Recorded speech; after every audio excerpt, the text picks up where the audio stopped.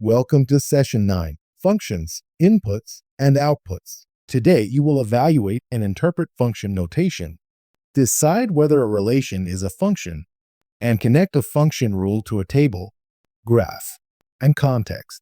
Watch the structure, not just the arithmetic, because each move must preserve the meaning of the problem. The visual gives us the central idea. Trace an input through the operation box to its output. Different inputs may share an output, but one input cannot leave the machine through two different outputs. That one output rule is the key test for tables, mappings, and graphs. Use this first move. Replace every occurrence of the input variable with parentheses.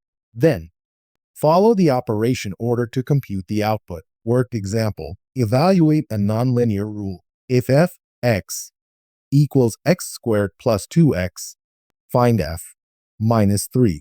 Step 1. Substitute f minus 3 equals minus 3 squared plus 2 minus 3. Step 2. Compute the power before multiplication. 9 minus 6. Step 3. Therefore, f minus 3 equals 3. The final answer is 3. Check that it satisfies the original conditions and carries the correct units. Now it is your turn. If gx equals 3x4, find g6. Pause, write each algebra step, and use the next 6 seconds to finish your solution.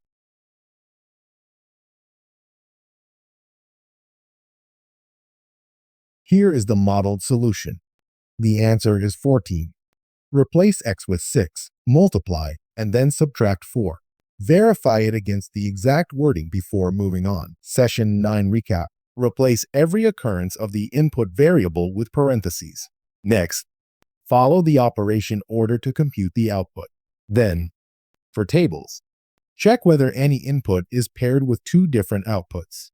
Finally, interpret the output with its units and the meaning of the input. A complete solution shows the reasoning, checks the result, and states what the answer means.